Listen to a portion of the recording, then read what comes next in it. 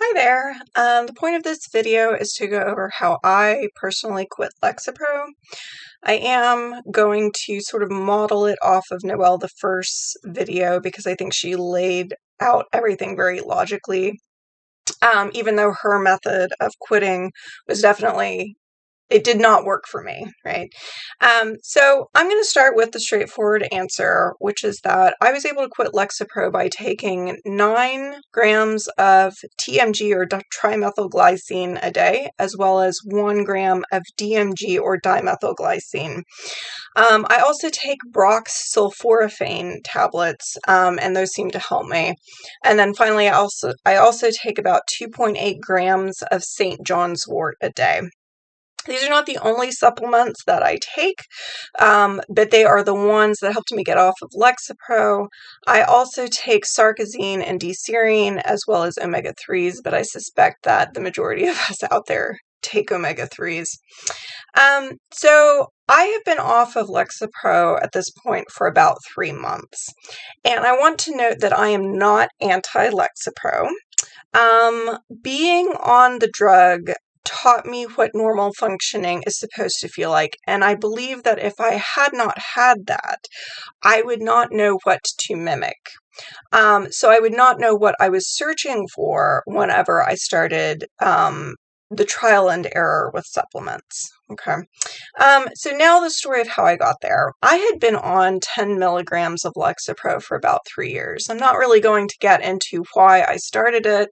It was simply a culmination of several things that just created a very negative time in my life. And I do want to give credit where credit is due. Lexapro helped me quite a bit, and if there hadn't been side effects from it, I probably never would have stopped taking it.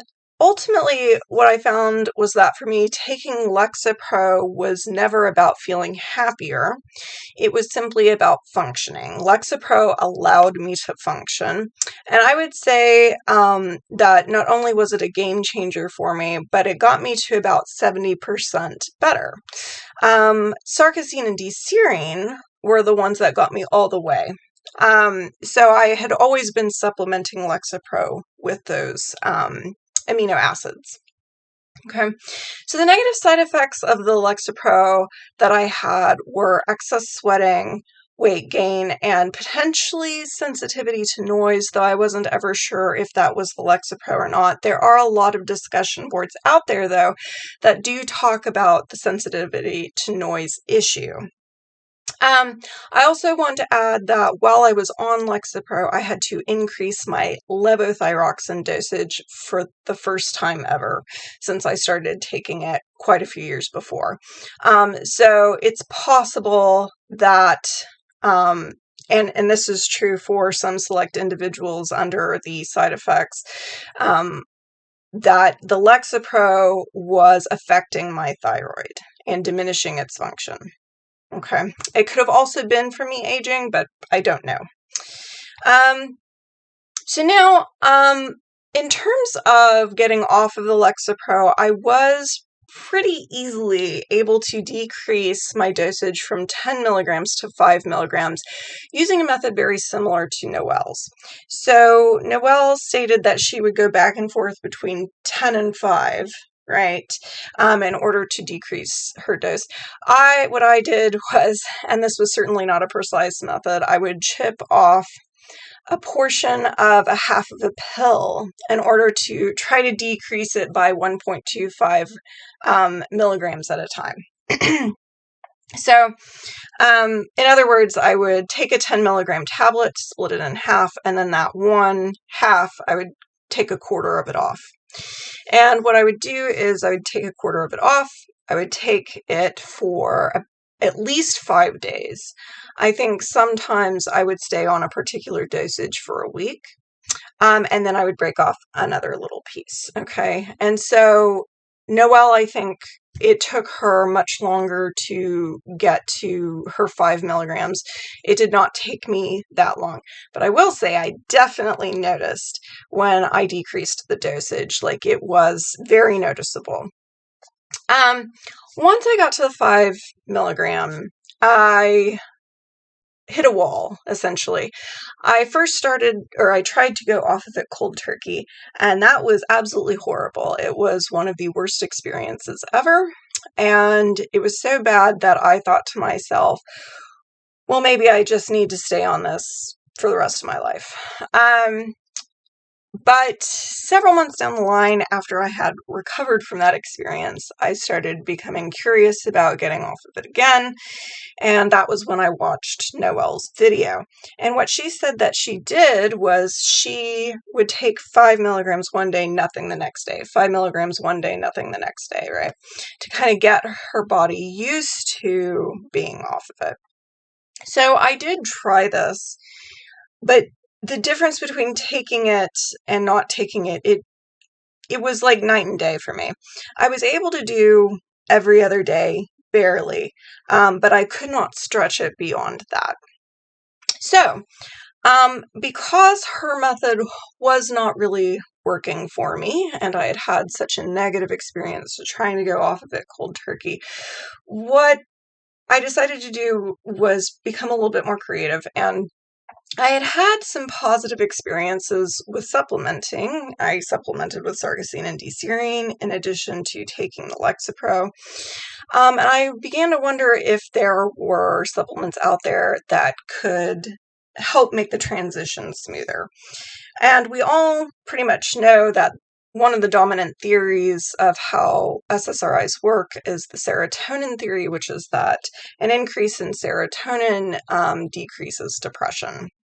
So I asked myself, all right, what supplements increase serotonin? Well, St. John's Wort was one of them. And so I went ahead and started taking St. John's Wort as I was trying to get off of Lexapro. And it got me to 3 days out from the last dosage. Which was significant for me because I had not been able to do that. I was still having side effects like brain zaps, but I was able to get to 3 days out. It takes 6 days for the Lexapro to fully leave your system. So what that meant was that the St. John's Wort was aiding the little bit of Lexapro that was still there. So my question became, all right, St. John's Wort has somewhat helped. Is there anything else that can help as well? And so now I'm going to back up just a little bit. A little bit before trying to quit Lexapro, I had actually seen a psychiatrist who specializes in autism spectrum disorder diagnosis. And she diagnosed me as somewhat being on the spectrum. In other words, based on the questionnaire that I filled out, based on her interview with my mother, based on her interview with me, she put me basically just on the edge. She said she was not worried about me being able to function in the real world, but she said that there were indications that I was on the spectrum. So my question became, what supplements out there have been shown to help those with ASD. And the two that popped up were trimethylglycine and dimethylglycine, TMG and DMG. So I got on Amazon, I purchased them, they were like $13 each, not very much. They arrived, I took them, and all of my side effects that I was experiencing disappeared. Right? So they relieved all of my symptoms.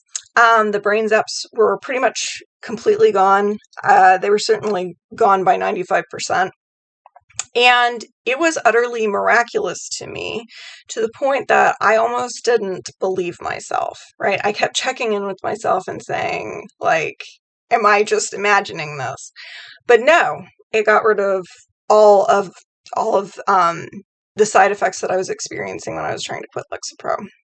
So, the question becomes, of course, what do TMG and DMG do? Well, they are responsible for helping with DNA methylation for those who have undermethylation, who don't have a proper methylation cycle. And you can read more into that on your own. But guess what? Lexapro also helps with DNA methylation. There are plenty of studies out there that show that it does help improve the methylation cycle. So, what was most likely happening was not just a lack of serotonin in my brain, but also a faulty methylation cycle. So I thought to myself, okay, excellent. Well, are there any other supplements out there recommended for those who are, on the spectrum? And one that popped up was sulforaphane. So sulforaphane, if you are unaware, it's heat shock proteins. It releases heat shock proteins similar to that which one would get from, say, a fever. And there are a lot of studies that show that those who are on the spectrum, that when they experience a fever and the heat shock proteins are released, they have more of an alleviation of their symptoms. This was interesting because I had two different therapists, and with both of them, I remembered telling them that I felt better after I was sick, or I felt better when I was sick, as in my anxiety was gone. So I went ahead and tracked sulforaphane down, which was not the easiest because there are a lot of companies that claim to be selling it, but in reality, they are selling something that leads to the production of sulforaphane, not sulforaphane itself. So I did find Broq on Amazon. I ordered it. It was pricey, but I wanted to try it. And I do believe that that I feel an improvement. Okay, so the question then becomes, of course, what does sulforaphane do? What do heat shock proteins do, right? So they help fold proteins properly to where they actually enter into cells. So for those who have atypical functioning, from what I've read, the proteins are not properly folding, so they're not actually entering into the cells. The heat shock proteins ensure this proper folding, ensure that the proteins enter into the cells. So after all of this trial and error and all of these experiences, I think in my case, Lexapro was doing 3, if not more, things for me. It increased serotonin, it increased DNA methylation, and it ensured proper folding of proteins to enter into cells. And unless I had supplements that could do all 3 of these things, quitting Lexapro would have been incredibly difficult. So I suspect that the serotonin theory of depression might be true for some people, right? And there are actually a lot of studies out there that show that it is not accurate. It is not an accurate theory for what decreases depression, right?